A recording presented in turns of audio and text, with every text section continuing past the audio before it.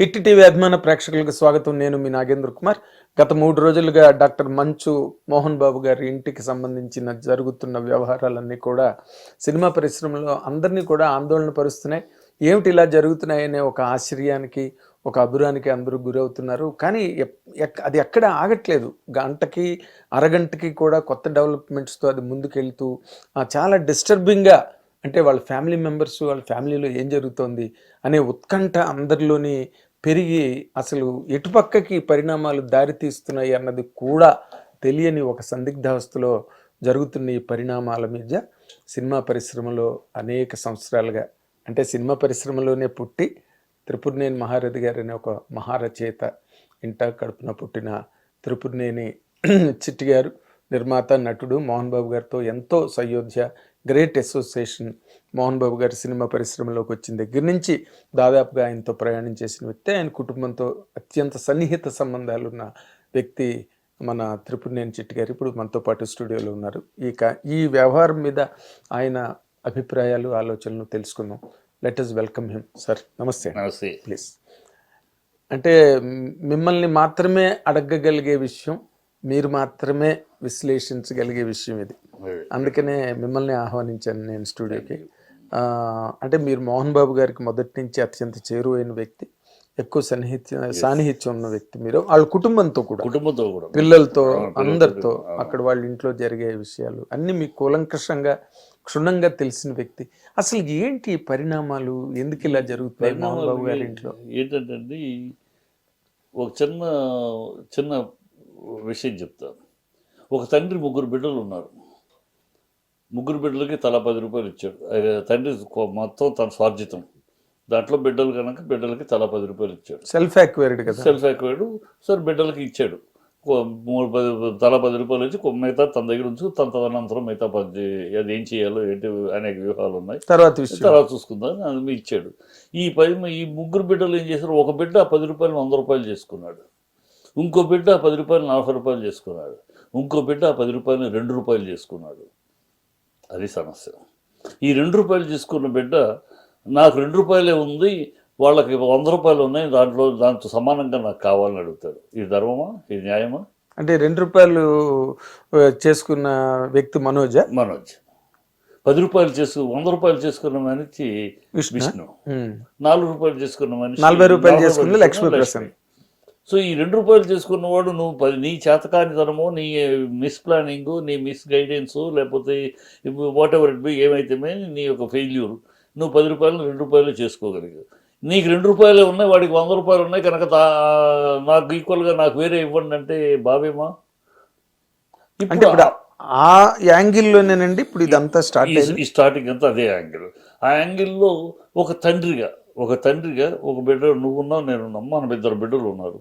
ఒక కొడుకు సవ్యంగా మనం ఇచ్చిన దాన్ని పెట్టుకుని సవ్యంగా పెరుగుతూ ఇంకా వాడి గురించి ఆలోచించిన అవసరం లేకుండా బ్రహ్మాండంగా ఎదుగుతున్నాడు. ఇంకో పిల్లాడు అదే పిల్లాడిలో సేమ్ బ్లడ్ మనతోటే పుట్టాడు. ఆ బిడ్డడేమో, మనకి పుట్టిన 2వ బిడ్డడేమో రోజుకి తన వ్యక్తిత్వాన్ని కోల్పోతున్నాడు, తన ఆదాయాన్ని కోల్పోతున్నాడు, తన కెరియర్ని కోల్పోతున్నాడు, తన పరిస్థితులు కోల్పోతున్నాడు. అన్నప్పుడు ఒక తండ్రిగా నేనేమో ఏం చేస్తాం? అరే ఆ బిడ్డని మనం సరైన మార్గంలో తీసుకురావాలి. ఈ బిడ్డడు ఇట్లా అయ్యాడే అని ప్రాడిగల్ సన్ అంటారు కదా. ఆ కొడుకు మీద ఎక్కువ ఆ పిల్లని ఎక్కువ దృష్టి ఎక్కువ ఉంటుంది, ప్రేమ ఎక్కువ ఉంటుంది, వాడి దారికి తీసుకురావాలి, దారికి తెచ్చుకోవాలి, కన్సర్న్ ఎక్కువ ఉంటుంది. ఆ తపనతోటి జరిగిన కార్యక్రమే నిన్న కార్యక్రమం. ఈ బిడ్డడు వింటలేదు, చెప్పింది వింటలేదు, తను ఏదో ఇష్టం వచ్చినట్టు చేస్తున్నాడు, అనాలోచితంగా చేస్తున్నాడు, ప్లాన్ లేకుండా చేస్తున్నాడు, కోల్పోతున్నాడు, అని డబ్బు కోల్పోతున్నాడు, తన కెరియర్ కోల్పోతున్నాడు. అట్లా బాధలో వాడిని ఏదో ఒప్పచెప్పి వాడిని ఒక దారికి తెచ్చుకుందామనే ప్రయత్నంలో గతంలో కూడా 2-3 సార్లు జరిగినా అతను వినిపించుకోలేదు, ఎప్పుడు బయటికి రాలేదు. ఆ మధ్య కూడా ఒకసారి ఏదో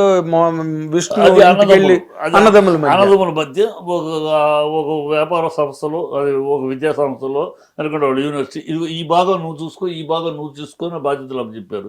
ఎవరి జోనల్లో వాళ్ళు ఉండాలి. అలా కాకుండా నేను నీ జోన్లోకి ఎంటర్ అయితే క్లాష్ వాళ్ళిద్దరి మధ్య. అంటే దీనికి ఇటీవల కొత్తగా, అంటే బిగినింగ్ 2 రోజుల క్రితం 3 రోజుల క్రితం ప్రారంభమైనప్పుడు లేనిది ఇప్పుడు కొత్తగా వినిపిస్తున్నది ఏంటంటే మంచు విష్ణు శ్రీ విద్యానికేతన్ తాలూకా ఫండ్స్ని మిస్యూజ్ చేసి సినిమాలు తీసి నష్టాలు పాలై దాన్ని కూడా స్టూడెంట్స్ మీద రుద్దే ప్రయత్నం చేస్తున్నాడు విష్ణు. దాన్ని మనోజ్ అడ్డుకుంటున్నాడు. అది ఆరోపణ. అది ఆ యూనివర్సిటీ మీద, మోహన్ బాబు యూనివర్సిటీ బురద చల్లటానికి ఇతరులు చేసిన కార్యక్రమం గతంలో జరిగింది. అది పిల్లల్ని ఏదో చేస్తున్నారని, పిల్లల్ని అలర్ట్ చేశారు, గుర్తుందో లేదు. అది పచ్చి అబద్ధం తేలిపోయింది. ఆ టైంలో కూడా ఈ మనోజ్ బురద చల్లిన వాళ్ళ పక్కన నిలబడ్డాడు. ఒక సంస్థ కష్టపడి, తండ్రి నానా కష్టాలు పడి, అనేక కష్టాలు పడి కింద నుంచి ఒక మెట్టుగా ఎదుర్కొంటూ వచ్చి ఒక యూనివర్సిటీని నిర్మించుకుంటే దాని మీద ఎవరో బురద చల్లుతారంటే తండ్రి పక్కన నిలవకుండా ఆ బురద చల్లిన వాళ్ళ పక్కన నిలబడ్డాడు. అది తప్పు. అది నిజం కాదని తేలిపోయింది కదా. ఎందుకంటే నాకు తెలుసు, నీకు తెలిసే ఉంటుంది, మోహన్ బాబు ఒక 25% ఫ్రీ ఎడ్యుకేషన్ ఇస్తున్నాడు. నేను గతంలో ఆయన కూడా తెలుసు, రాజమండ్రిలో ఒక చాకలవాడి పిల్లాడు చదవాలి అంటే ఆయన అడగండి, ఫోన్ చేస్తే ఫోన్లోనే అన్న ఇలాగూ చదువు పాప పిల్లాడు చాకల పిల్లాడు కొడుకు మంచి మార్కులు ఇమ్మీడియట్గా పంపించారా, డీటెయిల్ పంపించు ఇస్తే నేను ఇచ్చట్లేదండి. అలా చేస్తున్నాడు, మనందరికి తెలుసు.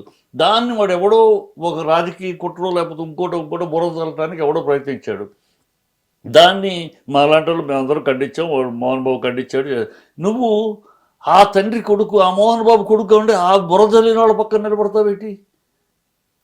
అతని యాటిట్యూడ్ మారిపోయింది. పెళ్ళికి తర్వాత నాగేంద్ర కుమార్, పెళ్ళికి ముందు మనోజ్ కుమార్ వేరు, పెళ్లి తర్వాత మనోజ్ కుమార్. చూసుంటే నీకు తెలిసి ఉంటుంది, డెఫినెట్గా నువ్వు చూసుంటావు. మన పెళ్లికి ముందు మనోజ్ చూసుంటావు. ఇప్పుడు ఈ మధ్యకాలంలో చూసేవాళ్ళు నాకు తెలియదు, ఈ మధ్య నేను చూడలేదు. చూస్తే తేడా. అప్పుడు మనోజ్ ఏంటి, విష్ణు రిజర్వ్డ్గా ఉంటాడు, మనోజ్ అందరితోటి కలుగొలుపుగా ఉంటాడు, అందరితోటి బాగుంటాడు, అందరితోటి వ్యక్తిత్వం. ఆ మనోజ్ తెలుసు. ఈ మనోజ్ పెళ్లి తర్వాత ఈ మారిపోయిన మనోజ్ చూడలేదు. ఈ పెళ్లి తర్వాత మారిపోయిన మనోజ్ మొత్తం రివర్సు.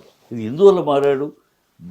భార్య తరపున వాళ్ళ వల్ల, లేకపోతే కొత్తగా ఏర్పడే బంధము, స్నేహితుల వల్ల ఏమో కానీ మొత్తం టోటల్గా మారిపోయి వితండంగా మాట్లాడటం, రౌడీతనంగా మాట్లాడటం, మందు పార్టీలు, హంగామాలు, ఈ గొడవలు ఆ స్టైల్లోకి వెళ్ళిపోయాడు. ఇది ఎందువల్ల జరిగింది? ఎవరు ఒకళ్ళ బ్లేమ్ చేయలేము మనం, మనకు తెలియదు. ఆ భార్య వల్ల, లేకపోతే వాళ్ళ బంధువుల వల్ల. భార్య ఎందుకు ఎంకరేజ్ చేస్తుంది అలాగా? అంటే అలా కాదు, ఎంకరేజ్ చేయటం అంటే ఆస్తి. నీకు అడగచ్చు, నీకు రైట్ ఉంది, దాంట్లో మొత్తం అతనికి ఎందుకు వెళ్ళాలి? నువ్వు అడుగు, యూనివర్సిటీ ఆస్తులు చాలా ఉన్నాయి, మొత్తం దాంట్లో అడుగు. పోయింది కదా నీ దగ్గర, పోయిందని ఎందుకు పోగొట్టుకున్నావు, నువ్వు పోగొట్టుకున్నాక అడిగే రక్క ఎక్కడదే అని కాకుండా అడుగు, డిమాండ్ చేయని ఎంకరేజ్ చేయొచ్చు. భార్య చేసిందా, ఫ్యామిలీ నాకు తెలియదు, కానీ ఎవరో ఒకళ్ళు అక్కడ బాగా అతన్ని ఇన్స్టిగేట్ చేయటం, దాంతో అతను మాట వెళ్తే ఆరోపణ చేయటం, ఎవరో బయట వాళ్ళు ఆరోపణ చేయటం. విష్ణువుకి ఈవెన్ మోహన్ బాబు సంతకం కూడా పెట్టలేదు నాకు తెలిసి. విష్ణు తను సంపాదించే సొమ్మును రిస్క్ చేస్తున్నాడు, తన ఆస్తులను రిస్క్ చేస్తున్నాడు. కెరియర్ వెళ్తున్నాం, సక్సెస్ వస్తుంది, ఫెయిల్యూర్ వస్తుంది, సక్సెస్ వస్తుంది, కొడితే ఒక దెబ్బ కొడతాం, అటో ఇటో కంటిన్యూ యాజ్ స్టార్గా కంటిన్యూ అవటం, లేకపోతే నమస్కారం పెట్టి మన వ్యాపారాలు, మన స్కూల్ అంటే ఛాలెంజ్కి వెళ్ళాడు. ఇక్కడ బేసిక్గా ఈ సిచ్యువేషన్ రావడానికి కూడా కారణం ఏంటంటేనని అనుకుంటున్నమాట. ఇవన్నీ డౌట్లే, నావేం ప్రశ్నలు లేవు. నేను మీ ఎదురుగుండా ఈ డౌట్లు పెడతాను. అదేంటంటే ఇప్పుడు భక్త కన్నప్ప అనే సినిమా చేస్తున్నారు, దానికి చాలా ఓవర్ బడ్జెట్ అయింది, అనుకున్న దానికన్నా బడ్జెట్ ఎక్కువైంది. మోహన్ బాబు గారు కూడా నాతో అన్నారన్నమాట, బడ్జెట్ అనుకున్న దానికన్నా ఓకే ఖర్చు పెడుతున్నారు, నాతో మోహన్ బాబు గారు నాతో డైరెక్ట్గా అన్నారన్నమాట.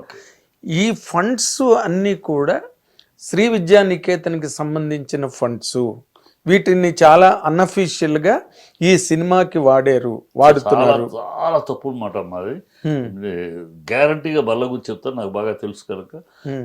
పచ్చి అబద్ధం అంటే ఊరినే ఒక ఆరోపణ వేయటం తప్పితే, ఇప్పుడు తను చేసిన తప్పులకి సమర్థించుకోవడానికి ఆరోపణలు వేయటం తప్పితే అలాంటిది లేదు. అక్కడ సిస్టమ్ కుదరదు. సిస్టంలోనే you cannot just take that money of Shri Vidyanikethan just like that you cannot take it. There is a board committee, all those things, ఒక సిస్టమ్ ఉంది. Just you cannot do like that. అది జరిగే పని కాదు. ఊరినే తెలిసి తెలియకుండా వీడికి తెలుసు, మరోజు తెలియదే ఉంది. కానీ వీడి ఉద్దేశము, నేను ఎంత తప్పు ఎందుకు మనోజ్ని అంత, ఒక తండ్రిని ఎవడైనా ఒక తండ్రిని ఎవడైనా మోహన్ బాబు నీ ఎంత చూస్తాను అంటాడండి? ఎంత గుండెలుంటే ఆ మాట అంటావు మనోజ్? నువ్వు కడుపుకు అన్నం తినే మాటేనా? మోహన్ బాబు అనే ట్యాగ్ లేకపోతే నువ్వు ఎవడివి? నువ్వు నీ బతుకేంటి? మనం మోహన్ బాబు అనే ట్యాగ్ లేకపోతే కృష్ణానగర్లోనూ సీనియర్ కాలనీలో నీలాంటి పర్సనాలిటీ ఉన్నవాళ్ళు అనేక మంది ఒక్క ఛాన్స్ తిరుగుతున్నారు. ముక్కు మోహన్ ఇలాగా బాగుండి కూడా లేకపోతే బౌన్సర్లుగా మారుతున్నారు. నీ బతుకు అది అయ్యేది. మోహన్ బాబు కొడుకు కాబట్టి, మోహన్ బాబు అనే ట్యాగ్ నీకు ఉండబట్టి నీకు ఇవాళ స్థాయి. అది విష్ణుకు కూడా వర్తిస్తుంది కదండి. అందుకనే విష్ణు ఆ బాధ్యతతో ప్రవర్తిస్తున్నాడు. ఇప్పటికీ తండ్రికి గౌరవిస్తున్నాడు.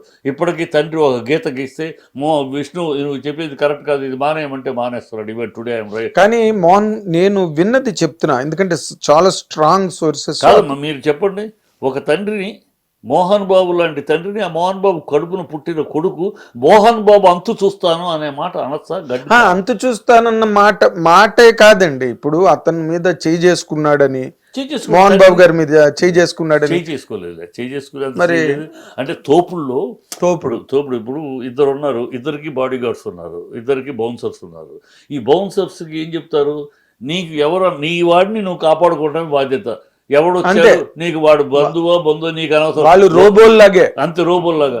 ఒకవేళ నీ బాస్ ఎలా ప్రోగ్రామ్ చేస్తే అలాగే, అంతే. నీ బాస్ కనుక వాళ్ళని తొయ్యొద్దు అంటే ఆగాలి తప్పితే, లేకపోతే నువ్వు తోసుకుంటూ నీ బాసుని తీసుకెళ్ళటం, ఇది వాళ్ళకి ఇన్స్ట్రక్షన్. అంతే. ఆ ఇన్స్ట్రక్షన్ లో ఈ చెన్నై ఎప్పుడు ఘర్షణ జరుగుతుందో ఒకళ్ళ ఆ బౌన్సర్లు ఇక్కడ, ఈ బౌన్సర్లు అటు వచ్చారు. ఆ తోపుల్లో ఆ అమ్మాయికి స్లిప్ అయితే పక్కకు పడింది, వీడికి వేసుకుంటూ అవి జరిగింది తప్పితే, వాడు చేయి చేసుకునేంత సీన్ ఉంటే అసలు అప్పుడే నరికి పాత్ర వేసేవాడు. చేయి చేసుకుంటాం కాదు, ఆ నోరు జారాడు. అది కూడా ఎవరిది? అందువల్ల ప్రెస్లో ఇవాళ ఇంత అల్లరి అవడానికి కారణం అక్కడే. పోలీస్కి ఎవరు పిలిచారు? వచ్చి మాట్లాడుతున్నాడు, గొడవ జరుగుతుంది, ఘర్షణ. తండ్రి ఘర్షణ